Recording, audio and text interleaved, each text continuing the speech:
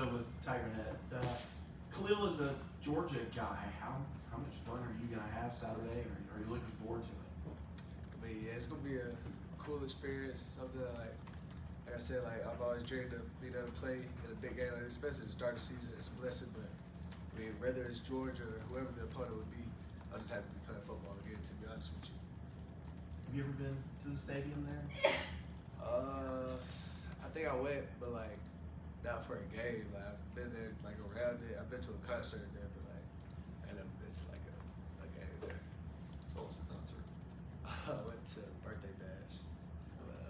What's 7-9 birthday bash? Khalil, you're not a freshman anymore. You got that year of experience under your belt. How has that kind of shaped how you prepared for this Georgia game? It's definitely a blessing, like to be able to play, go ahead and have a year to where coaches can trust me. I've seen things, like I've played more ball now, so the game slowed down. It's probably the biggest part, just the game slowing down, seeing concepts as they unfold, and trusting myself more. What stands out about Georgia's offense when you're watching the film? A lot of motion. We got a lot of teams, they're able to, the way that they motion and have a lot of quick shifts, pre-snap, shift out of formation and everything. It's just really hard as a defense to communicate, especially in the environment like we're going to be in. Like, it's probably going to be loud. Our fans will be pretty loud on defense, so just being able to communicate, that's always going to be trouble. And they just have playmakers all over the place, so just always got to be on your toes every play.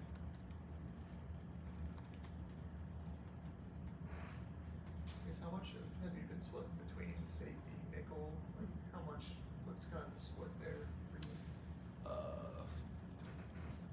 Like our nickel sets, I mean, I've still been playing nickel, but we go base or something, I've been working strong, and then like even in some of the nickel sets, like we'll have some other guys get reps there to get comfortable with it, and I'll go play strong just in case, because you never know how the season goes with injuries and stuff. So I'm definitely, I feel comfortable with both though.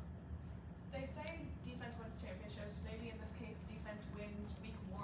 What do you need to see collectively from the defense for a victory? Really just togetherness, you know what I mean? Like last year, I feel like late we found it, just a lot of energy. You can tell every guy really like enjoyed being out there with each other. It wasn't football anymore, it was just like fun, everything we dreamed of, like just playing the game you love. So I think we're gonna, like through camp, through these few practices, even through the spring, like I think our defense is really close to that. We returned a lot of people too, even though we lost a lot of key guys, but that just, we gotta communicate again. Like that offense is just really tough with emotions and stuff, so we gotta communicate. Everybody be on the same page and just trust each other, do each other's job. What have you seen from Georgia's quarterback Carson Beck during you guys' study this? Yeah, he really trusts his arm. He has a really good arm. Like throw it across that middle, he trusts it. He go get it there. He has receivers who will go even if throws a little high. At like other games, you might be like, all right, yeah, like with this PU or whatever, his receivers going up making that play. So he has trust in his guys. His offensive line is really good, but really good arm. He's like everybody thinks just because that arm is so good he can't run, but he's pretty elusive too. So he gonna be a tough match for us. The jersey number changed to 7. Was that good? Teron Matthews coming back? A little bit. Yeah, basically. And why is he just the guy that you looked up to, I guess, growing up? You watch his highlights. Highlights speak for himself. He's a playmaker, and I want to resemble that. I want people to have that same type of, when he would have knew and trust that he was going to do something to impact that game, I want to have that same type of impact. Was it kind of disappointing not to be able to get 7 last year? I would have tricked. I told you, I wouldn't even, last year really expected to play other than like special teams, so just going out there, yeah, it was cool. How much confidence do you have coming in this year, having gotten that full year of experience and kind of being an experienced player on the defense? Yeah, I mean, it's not even just from playing confidence, just like when you done put in work and like no one had to see it. Like just when you know what you done did, you should be confident in the work that you've done and the foundation you laid for yourself. And I feel like me, like really all the whole defense, but even the offense, like I said, I think in the interview with the spring, or not spring, yeah, probably spring ball, we out here working early in the morning, DBs on the weekends, and the offense is out here beating us to it, like they out here earlier than us. So just everybody, like I feel like everybody's just confident because of the work we know, the foundation we laid for ourselves. So we should have had nothing to fear. Like the work will show. Wade's first 2 years here, he was kind of a Swiss Army knife, could play all over the place. Now that he's going into that Mike role? Are you kind of assuming that Swiss Army knife, like you could play corner, nickel, Sam? Like, have you been kind of safety moving all over the place? Yeah, I mean, I'm available wherever they need me at. I feel like I feel comfortable in all the positions, know it pretty well. It's like good I was able to learn nickel first because everything kind of ties in to it. So, Swiss Army knife, I guess. But we got multiple guys like that. Like we got corners who can play nickel.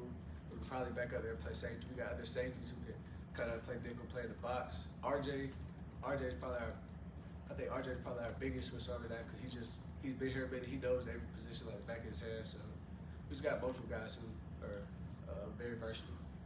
How has RJ kind of impacted you during your maturation as a freshman and entering your sophomore year? Yeah, me and RJ, we definitely have grown. Like last year was cool, but I feel like it was just more you trying to be like role model type of thing.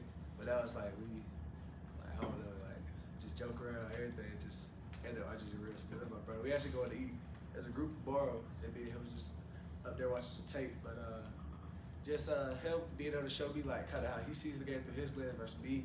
I'm more of like a focus on the like receiver, just kind of trying to break down tendencies, but then he'll break it down into like even more and be like, you can see with this formation, this split, like stuff like that. So he's just definitely helped me slow the game down again as I'm really on the field. On game day, do you have a specific pregame routine that you go through every game day? Not really. I just know whoever like I share the hotel room with first, I tell them they gotta wake up first and they can use the bathroom and stuff like that. Try to get a little extra sleep.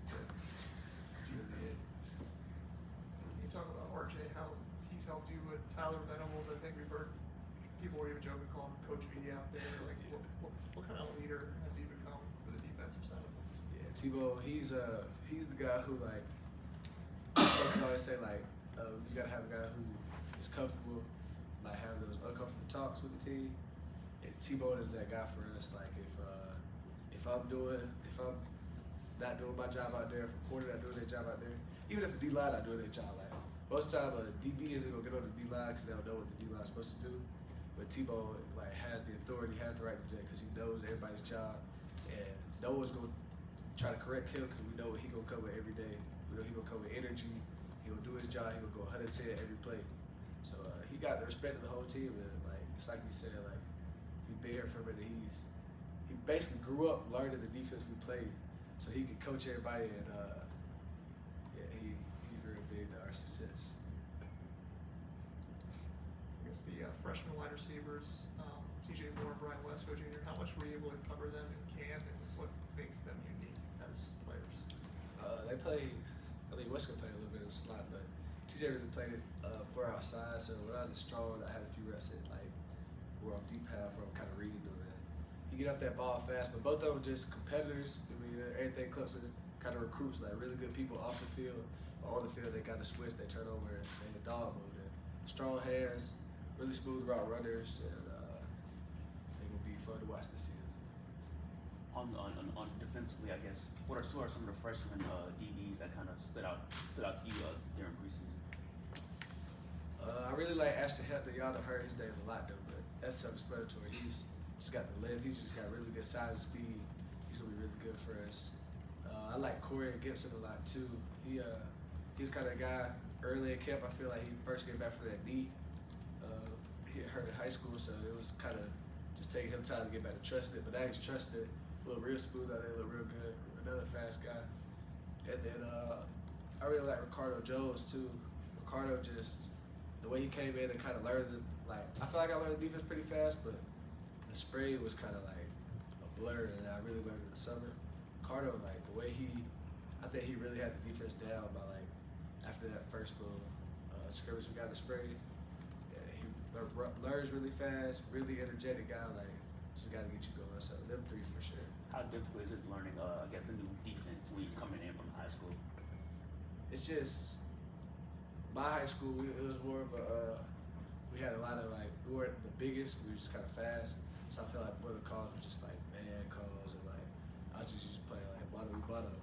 But you get here, it's certain stuff that's like the same thing but just different terms. So understand the terminology and how rules can change with motions and shifts in college, and just the game again. At the game speed, like it's easy to write it down, to understand it, but having to go out there and do it is two different things.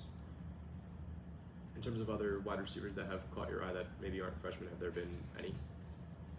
Like any other receivers on our team, I mean, all of them look pretty good, but obviously every day I go against Tyler Brown, and like I tell him every day like good work since like right after we get in the locker room we dap each other up, but before practice we tell each other like give it up, like give each other our all. So like when we get out there Saturday, there's nothing I haven't faced that I should be ready for. So I feel like I get the best look from him every day of the week. It's been like that since we got here. We both started on the second team and kind of progressed at the same time.